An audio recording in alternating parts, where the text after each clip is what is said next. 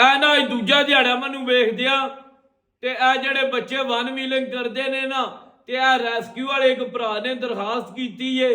ਉਹ ਕਹਿੰਦਾ ਵਾ ਤੁਸੀਂ ਸੋਸ਼ਲ ਮੀਡੀਆ ਤੇ ਹੋ ਤੇ ਇੱਕ ਦਰਖਾਸਤ ਕਰੋ ਉਹਨਾਂ ਨਾਲ ਵਾ ਜਿਹੜੇ ਬੱਚੇ 18 ਸਾਲ ਤੋਂ ਘੱਟ ਨੇ ਨਾ ਉਹ ਇੱਕ ਆਪਣੇ ਬੇਫਾਰਮ ਦੀ ਨਾ ਕਾਪੀ ਜੇਬ ਵਿੱਚ ਰੱਖ ਲੈਣ ਤੇ ਜਿਹੜੇ ਵਨ ਵੀਲਰ 18 ਤੋਂ ਉੱਤੇ ਨੇ ਨਾ ਉਹ ਸ਼ਨਾਖਤੀ ਕਾਰਡ ਦੀ ਕਮ ਸੇ ਕਮ ਫੋਟੋ ਕਾਪੀ ਰੱਖ ਲੈਣ। ਕਹਿੰਦੇ ਨਾ ਜਦੋਂ ਮੌਕੇ ਤੇ ਜਾਈਦਾ ਨਾ ਉਹਨਾਂ ਦਾ ਮੋਬਾਈਲ ਲੱਭਦਾ ਨਾ ਕੋਈ ਲਾਸ਼ ਕਾਬਲੇ ਸ਼ਨਾਖਤ ਹੁੰਦੀ ਹੈ। ਸਾਨੂੰ ਬਣ ਵਕਤ ਜਾਂਦਾ ਖੁਦਾਰਾ ਆਪਣਾ ਅਹਿਸਾਸ ਕਰੋ। ਉਹ ਤੇ ਤੁਹਾਨੂੰ ਹੋਣਾ ਕੋਈ ਨਹੀਂ, ਭੌਂਕ ਭੌਂਕ ਕੇ ਮੈਂ ਵੀ ਥੱਕ ਗਿਆ।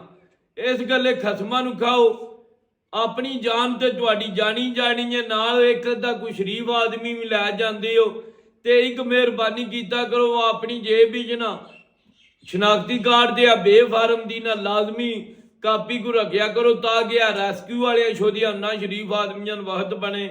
ਐਡਾ ਇੱਕ ਮੁਕੱਦਸ ਤਿਉਹਾਰ ਹੁੰਦਾ ਉਹਨਾਂ ਨੂੰ ਤੁਹਾਡੀ ਸ਼ਨਾਖਤ ਦੇ ਵਕਤ ਬਣੇ ਹੁੰਦੇ ਨੇ। ਤੁਹਾਨੂੰ ਤੇ ਆਪਣੇ ਭੈਣਾਂ ਭਰਾਵਾਂ ਮਾਂ ਪਿਓ ਦਾ ਮਾਸ਼ਰੇ ਦਾ ਕੋਈ ਅਹਿਸਾਸ ਹੀ ਨਹੀਂ। ਇਨਸਾਨੀਅਤ ਹੀ ਤੁਹਾਡੇ 'ਚ ਖਤਮ ਹੋ ਗਈ ਏ, ਸ਼ਰਮ ਗੈਰਤ ਹੀ ਮੁੱਕ ਗਈ ਏ। ਤੇ ਕਮ ਸੇ ਕਮ ਨਾ ਉਹ ਰੈਸਕਿਊ ਵਾਲਿਆਂ ਦੇ ਤਰਸ ਖਾ ਕੇ ਨਾ ਆਪਣੇ ਸ਼ਨਾਖਤੀ ਕਾਰਡ ਜੇਬਾਂ 'ਚ ਤੇ ਬੇਫਾਰਮ ਦੀ ਕਾਪੀਆਂ ਲਾਜ਼ਮੀ ਰੱਖਿਆ ਕਰੋ।